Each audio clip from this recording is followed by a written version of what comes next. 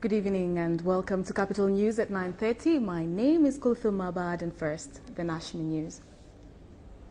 The British government has clarified that it does not intend to reduce its aid commitment to Tanzania following the announcement by Prime Minister David Cameron to withdraw aid packages to countries that do not reform legislation on banning homosexuality. This was said today by British High Commissioner to Tanzania, Diane Corner, during an exclusive interview with Capital Television. The full feature interview can be viewed on Capital Television's agenda program at 8:45 p.m. next Monday. Well, of course, when you're making an assessment of a country and thinking about, what's the best way of delivering aid, how big should our aid program be, you make an assessment which is based on a sort of a broad assessment, if you like, not just one particular aspect. Of course, within the UK, we have the firm belief that lesbians and gays have equal rights. Others have a different view. And it's the way things are, if you like. But as I say, it's the partnership principles. It's taking a broad assessment that helps determine, the size, the shape of our aid program. And can I just say that we're not intending to end our aid program to Tanzania. Okay. Let's just get that straight. Okay. Zanzibar revolutionary government is prepared to lose aid from European countries and will never enact legislations which allow homosexuality. Here are the details.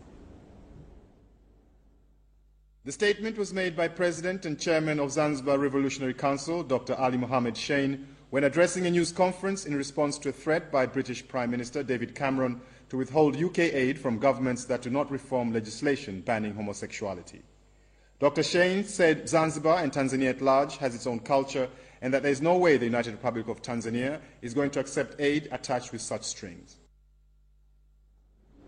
The Vice President, Dr. Mohammed Garib Bilal, says a strategy to eradicate gender-based violence facing many African countries is underway and called for cooperation from countries touched by the menace whose victims are women and children. Dr. Bilal was addressing ministers for women, gender and children from 11 African countries and other stakeholders at the International Conference of the Great Lakes region, meeting to search for solutions for combating gender-based violence. There is a need to take overall initiatives to ensure that specific strategies are put in place. You may want to consider during your discussion, therefore, the following.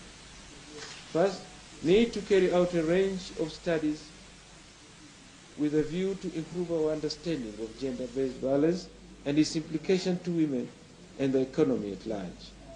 The findings should come up with practical solutions pertaining to our social, economic environment. For the regional forum, the problem of sexual gender-based violence likely remains challenging and daunting in the region.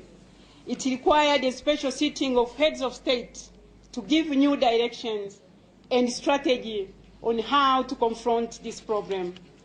There's an urgent need for domestication and implementing all outstanding instruments and commitment to allocate adequate resources. Some representatives from other institutions, including United Nations and Switzerland, expressed their support to the efforts by Great Lakes region to eradicate gender-based violence in the region. The United Nations, the UN Secretary General Ban Ki-moon launched in 2008 the campaign United to End Violence Against Women and Girls, and we are happy to report today that agencies of the United Nations, in collaboration with governments, donors, civil society, and under the political leadership of the African Union, have successfully undertaken measures to make the campaign operational.